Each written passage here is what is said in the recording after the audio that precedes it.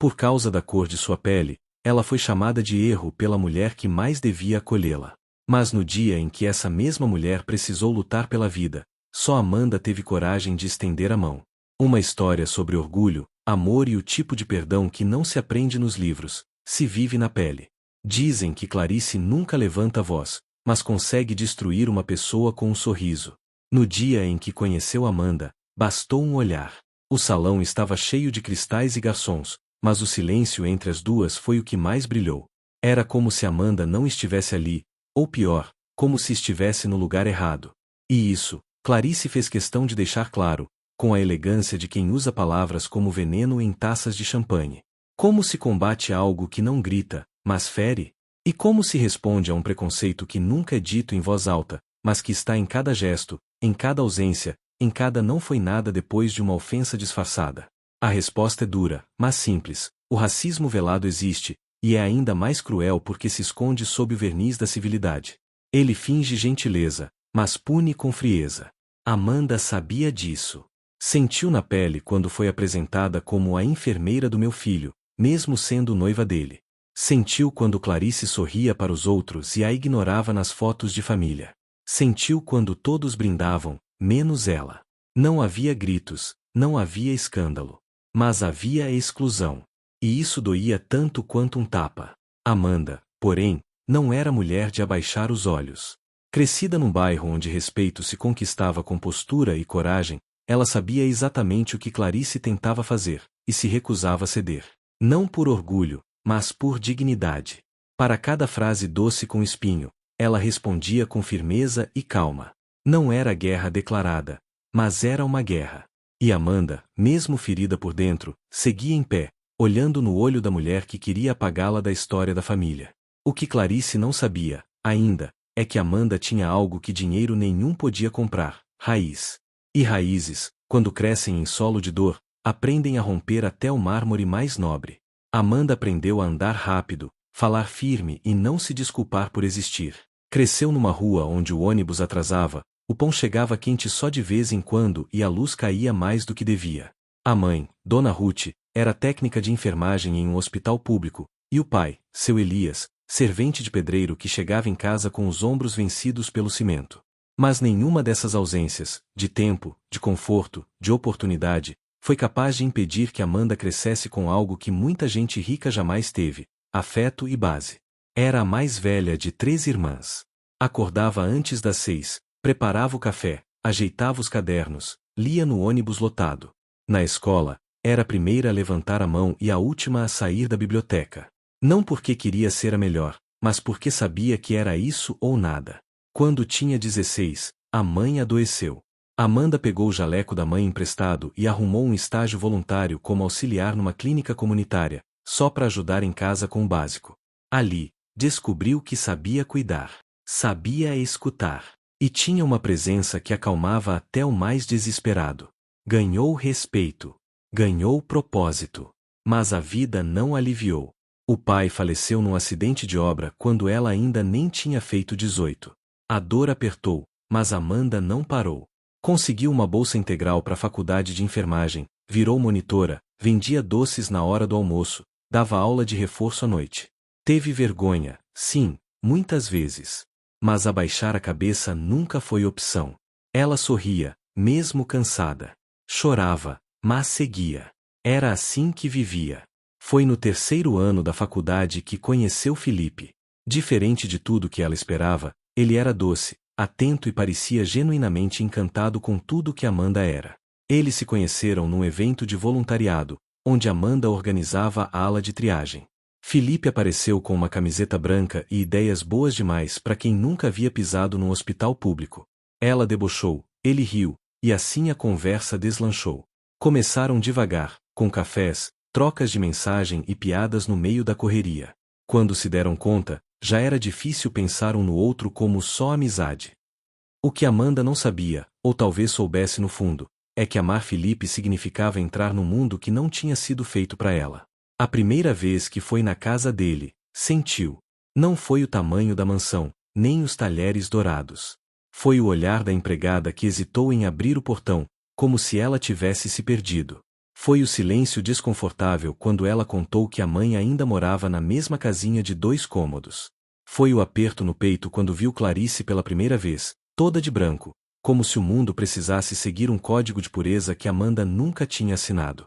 Mas Amanda nunca quis ser aceita. Queria apenas respeito. E quando Felipe, certo de seus sentimentos, disse que queria casar, ela hesitou por dentro, mas aceitou. Não pelo glamour. Pela verdade do amor entre eles. Só que Clarice nunca facilitou. Começou pelas pequenas observações: essa cor não te favorece, tem certeza de que quer esse tipo de cerimônia? Depois, os sorrisos vazios nos almoços, os convites ignorados, a tentativa constante de empurrar outras mulheres mais compatíveis com o que ela chamava de nosso meio. Por fora, Amanda se mantinha firme. Por dentro, havia noites em que chorava sozinha, mordendo o travesseiro para não fazer barulho. Não queria que Felipe percebesse o quanto doía. Nem queria dar a Clarice o gosto de vê-la cair. Era como caminhar descalça sobre pedras, com dignidade, mesmo quando cada passo machucava. O que Clarice jamais compreenderia era que Amanda tinha enfrentado coisa pior do que palavras afiadas. Já tinha sentido fome, frio, a ausência do pai. Já tinha ficado noites inteiras sem dormir para estudar enquanto as irmãs dormiam ao lado, dividindo o mesmo colchão. Já tinha ouvido de professores que esse curso não é para você, mesmo assim, tirado as melhores notas da turma. A dor, para Amanda, nunca foi novidade. Mas o preconceito vindo da mulher que devia ser sua família, isso era uma facada diferente. Ainda assim, ela resistia. Não por orgulho, mas por uma força que vinha de longe. Vinha de Dona Ruth, que lavava o uniforme no tanque e dizia com os olhos cansados: filha, o mundo não vai ser justo, mas você tem que ser. Vinha do pai, que dizia: se não deixar ninguém te dobrar, você nunca vai se partir. Amanda era filha disso. De luta, de afeto e de resistência. E Clarice podia ter sobrenome, poder, salão de gala e colunas sociais. Mas Amanda carregava dentro de si o tipo de força que o dinheiro não entende, e que, cedo ou tarde, o mundo inteiro aprende a respeitar. Felipe nunca foi de gritar. Preferia desviar o assunto, evitar confronto, fingir que o silêncio resolvia mais do que uma resposta direta. Quando Amanda desabafava sobre os olhares de Clarice, sobre os comentários envenenados no meio das reuniões de família, ele a abraçava e dizia: ela vai melhorar com o tempo. Mas o tempo não mudou nada. E Amanda começou a se perguntar: o problema era o tempo, ou era Felipe? Ela ainda se lembrava do dia em que tudo quase desabou. Estavam num jantar com os tios de Felipe, num restaurante caro e abafado, quando um deles, com um sorriso sem noção, soltou: você fala tão bem, nem parece que veio da periferia. O garfo de Amanda tremeu na mão. Clarice riu discretamente e disse: ela é bem esforçada. E Felipe ficou quieto. Apertou a perna de Amanda debaixo da mesa como quem pede calma, mas não disse nada. Não a defendeu. Não cortou o comentário. Apenas esperou que o momento passasse. Mas dentro de Amanda, não passou. Na volta para casa, ela não conseguiu fingir. Por que você nunca diz nada? Porque sempre acha que sou eu que tô exagerando. Ele respirou fundo, cansado. Porque se eu brigar toda vez, nunca vai acabar. Minha mãe é assim, não vai mudar. E você também não, né? Ela respondeu, com os olhos úmidos. Aquela foi a primeira noite em que dormiram virados um pro outro, sem se tocarem. Amanda começou a duvidar, não do amor, mas da força desse amor diante de uma família que a rejeitava. E da coragem de Felipe em sustentá-lo. Porque não bastava amar, era preciso proteger, enfrentar, bancar. E Amanda se cansava de sempre ser a única a levantar a voz, a resistir, a se segurar inteira enquanto tudo ao redor parecia querer quebrá-la. Felipe também sentia. Via Amanda se afastando, ficando mais quieta, mais dura. Percebia os sorrisos que antes eram automáticos virarem suspiros. Tentava compensar com flores, com mimos, com viagens. Mas ela queria outra coisa. Queria presença. Queria posição. Queria que, pela primeira vez, ele olhasse nos olhos da própria mãe e dissesse, com firmeza, que Amanda era parte da família, e que quem não a aceitasse, estava fora. Mas Felipe hesitava. Não era fraco. Só não sabia como se desfazer das cordas que o prendiam à imagem de bom filho.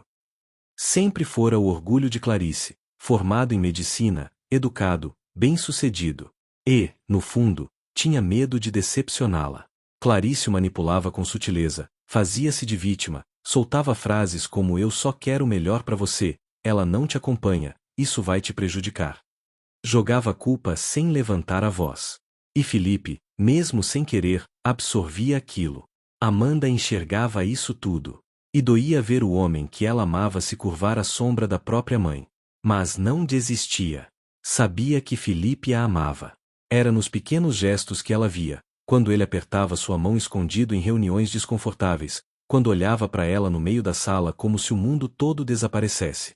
Ele amava, sim. Mas será que esse amor era forte o bastante para sobreviver ao peso do orgulho de Clarice? A tensão cresceu. Amanda começou a recusar convites para eventos da família. Clarice aproveitou para espalhar que ela se afastava porque sabia que não era do mesmo nível. Felipe tentava mediar, mas cada vez que dizia "vou conversar com ela", Amanda sentia mais vontade de ir embora. O desgaste não vinha só de fora. Vinha da impotência de estar com alguém que não se posicionava. Até que um dia, Amanda quebrou. Depois de mais um comentário venenoso disfarçado de elegância, ela parou, respirou fundo e disse, na frente de todos: "Eu não sou um capricho do seu filho. Eu sou mulher, sou profissional, sou forte. E se você não consegue ver valor em mim, não é porque eu sou menor, é porque você é pequena demais para enxergar". A sala gelou. Felipe não reagiu. Clarice sorriu com desprezo. Amanda foi embora. Naquela noite, Felipe não a seguiu. Ligou, mandou mensagem, tentou dizer que a entendia. Mas era tarde. Amanda não queria mais compreensão. Queria atitude. Durante dias, o silêncio entre eles foi um abismo. Amanda, pela primeira vez, pensou em desistir. Mas uma parte dela ainda acreditava. Porque o amor, mesmo ferido, ainda batia no peito. Ela só não sabia se bastava. Clarice sempre foi dona de si. Nunca pediu permissão, nunca demonstrou fraqueza. Caminhava como quem sabia que o mundo girava a seu favor. Até o dia em que seu corpo começou a falhar. Primeiro foi a dor de cabeça constante, depois a tontura leve que virou desmaio no meio de um coquetel. Ignorou. Mandou o médico da família receitar algo e seguiu como se nada tivesse acontecido. Mas, algumas semanas depois, durante uma reunião na sede da fundação que presidia, ela vomitou sangue no banheiro. Sozinha. Assustada. Pela primeira vez, humana. O diagnóstico chegou como um murro: carcinoma pancreático avançado. A frieza do médico contrastava com o mundo de Clarice, feito de controle. Ela olhou os exames com o mesmo olhar com que um dia desdenhou de Amanda, firme, altivo, negando qualquer traço de vulnerabilidade. Mas por dentro, algo desabou. Não era só o medo da morte. Era a consciência de que nem todo o dinheiro do mundo poderia resolver aquilo com um simples "faça alguma coisa". Felipe foi o primeiro a saber. Ela contou com uma frieza treinada, como se não quisesse preocupação. Mas seu filho leu nas entrelinhas. A mulher de ferro estava desmoronando por dentro. Ele quis levá-la para fora do país, buscar especialistas, tratamentos alternativos. E ela, no fundo, aceitou porque não sabia o que mais fazer. Foi quando um dos oncologistas mais respeitados do país foi indicado. Um médico com uma abordagem experimental, índices promissores e métodos pouco acessíveis. E, ironicamente, ex-chefe de Amanda. Amanda, que naquele momento, estava afastada de Felipe, ainda sem saber do que estava por vir. Os dois seguiam sem contato. Ele respeitou o espaço dela, mesmo sofrendo em silêncio. Mas a doença da mãe criou uma urgência inesperada. E Felipe apareceu na porta do hospital onde Amanda trabalhava. Estava abatido, com os olhos vermelhos, e quando ela o viu, não foi raiva o que sentiu primeiro. Foi uma mistura de susto, carinho e medo. Ele não disse olá. Disse apenas: "Minha mãe está com câncer. E ela vai morrer se não for tratada logo". Amanda não respondeu de imediato. Ele explicou o tipo do câncer, o estágio, os exames. Falou do especialista que todos recomendavam. E do obstáculo: Clarice se recusava a procurá-lo. Disse que não aceitaria ajuda de quem se mistura demais com os inferiores. Foi nesse momento que Amanda entendeu. Clarice preferia morrer a aceitar que precisava dela. Mas o que ninguém esperava era que Amanda não fosse movida pelo ego. Mesmo ferida, mesmo ainda carregando a mágoa, ela ligou para o Dr. Álvaro naquela mesma noite. Pediu que aceitasse Clarice como paciente. E ele aceitou, por respeito a Amanda, por saber quem ela era por trás do uniforme. Felipe ficou em silêncio por um tempo. Você ainda faria isso, depois de tudo? Amanda o olhou nos olhos. Eu não sou como ela.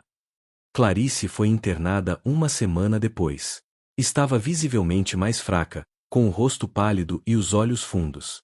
Quando viu Amanda no corredor, vestida de branco, com a prancheta na mão e a postura firme, não disse nada. Não agradeceu. Não pediu desculpas. Só desviou o olhar. Mas naquele gesto havia algo diferente. Não era desprezo. Era medo. Medo de depender justamente de quem ela tentou diminuir. Os dias seguintes foram marcados por um silêncio tenso. Amanda não era responsável direta pelo caso, mas acompanhava à distância, garantindo que o tratamento seguisse conforme o combinado. Viu Clarice passar por exames invasivos, sessões dolorosas, vômitos, insônia. A mulher que comandava eventos beneficentes agora não conseguia caminhar até o banheiro sozinha. O orgulho, aos poucos, foi cedendo espaço para a realidade. E nessa realidade, Clarice começou a ver Amanda não como uma ameaça, mas como alguém, presente. Teve uma madrugada em que Clarice acordou com falta de ar. Amanda, que estava de plantão, entrou correndo no quarto. Ajustou o oxigênio, segurou sua mão, falou baixo. Pela primeira vez, Clarice não a afastou. Ficou ali, com os olhos marejados, respirando com dificuldade, observando aquela mulher que ela tentou apagar, ser sua única ponte com a vida. Mais tarde, quando o dia começou a nascer pela janela, Amanda ainda estava sentada ao lado da cama. Clarice olhou para ela e disse: "Por que está fazendo isso?" Amanda respondeu, sem hesitar: "Porque a sua vida ainda vale. Mesmo depois de tudo." Clarice virou o rosto e chorou. Em silêncio. Sozinha. Sem plateia. Pela primeira vez, sem máscaras. Clarice passou semanas entre sessões e internações. Já não era mais a mulher dos coquetéis, nem das frases cortantes. As roupas caras deram lugar ao pijama branco do hospital, a maquiagem foi substituída por olheiras marcadas, e o silêncio se tornou mais constante do que suas ordens. Não era só o corpo que estava mudando, era o jeito como ela olhava ao redor. Principalmente quando Amanda entrava. Não falavam muito. Clarice só observava. Via Amanda andar pelos corredores com segurança, atendendo outros pacientes com gentileza e firmeza. Via os colegas pedirem sua opinião com respeito. Ouviu o Dr. Álvaro comentar com admiração: "Ela tem algo raro." Quando Amanda entra, até a dor parece ceder. Clarice não respondeu, mas sentiu um peso diferente no peito. Era como se estivesse vendo, pela primeira vez, a mulher que sempre fingiu ignorar. Foi numa tarde de chuva fina que tudo começou a mudar. Clarice chamou Amanda até o quarto, sozinha. A voz saiu baixa, quase engasgada. "Você ainda não me odeia?" Amanda ergueu os olhos, sem pressa. "Eu aprendi a não guardar o que me faz mal." O silêncio ali dentro ficou espesso. Clarice encarou o lençol, mexeu os dedos com nervosismo, depois disse: "Eu fui cruel. Eu sabia, cada vez que falava com desdém, cada vez que fazia pouco. Não era você que me incomodava. Era tudo o que você representava." Amanda ficou em pé, mas não se encolheu. Estava ali inteira, com a força de quem já tinha apanhado da vida sem deixar de andar. "E o que eu representava?" perguntou, sem ironia. Clarice olhou para ela como quem enfrenta a própria sombra. "Coragem. Algo que eu perdi faz tempo." Naquela noite, Clarice pediu a presença de Felipe. Quis vê-lo ao lado de Amanda. Quando os dois chegaram, ela respirou fundo e disse o que nunca tinha dito: "Vocês têm meu respeito. Eu não sei se consigo dar mais do que isso agora, mas é tudo que tenho." Foi ali, naquele quarto branco, com máquinas apitando ao fundo e a chuva molhando a janela, que algo se quebrou dentro dela. Não era dor. Era o orgulho finalmente cedendo. Felipe chorou. Amanda não. Ela apenas segurou a mão dele, como fazia desde o começo, com a força de quem carregou a relação nas costas por muito tempo. Mas, naquele instante, sentiu que não estava mais sozinha. Os dias seguintes foram mais leves. Clarice passou a ouvir mais do que falava. Começou a perguntar sobre Dona Ruth, sobre a infância de Amanda, sobre suas irmãs. Às vezes, sorria de leve quando Amanda entrava. O tratamento dava sinais tímidos de resposta, mas ninguém sabia ao certo o futuro. Ainda assim, havia uma paz nova no ar. Um mês depois, Clarice recebeu alta temporária. A primeira coisa que fez foi pedir para ir até a casa da mãe de Amanda. Dona Ruth estranhou, mas aceitou. A recepção foi simples, uma mesa de plástico no quintal, bolo de fubá e café quente. Clarice, pela primeira vez, ficou sem saber o que dizer. Mas Dona Ruth, com o olhar manso, falou primeiro. Eu não tenho mágoa. Só quero que minha filha seja feliz. Clarice baixou os olhos, envergonhada. Eu nunca tive isso. Essa calma. Essa firmeza. Talvez por isso eu tenha tentado destruir. Amanda olhou para a mãe e depois para Clarice. Ali, naquele quintal modesto, entre roupas no varal e cheiros de infância, o perdão começou a tomar forma, sem discursos, sem abraços forçados. Só com verdade. 2 meses depois, Amanda e Felipe se casaram. A cerimônia foi discreta, cheia de vida e sorrisos sinceros. Clarice, ainda frágil, foi amparada até a cadeira da frente. Usava um vestido azul claro. No final da cerimônia, se levantou devagar, foi até Amanda, e sussurrou ao seu ouvido. Obrigada por não desistir, nem de mim, nem dele. Amanda apenas sorriu, com os olhos marejados. Naquela noite, o céu estava limpo. Clarice, sentada no jardim, observava as luzes e as pessoas rindo. Pela primeira vez, sentia que fazia parte, não de um título, não de uma linhagem, mas de uma família. O orgulho perdeu. O amor venceu. E o perdão, naquele dia, teve cor, teve nome, teve raiz. Se você também acredita que o amor precisa de coragem, e que o perdão pode mudar destinos, então ajuda a gente a espalhar essa mensagem. Se inscreve aqui no canal A Vida Conta, deixa seu like e comenta aí embaixo. Você teria perdoado no lugar da Amanda? Ou teria virado as costas? Quero muito saber o que você faria.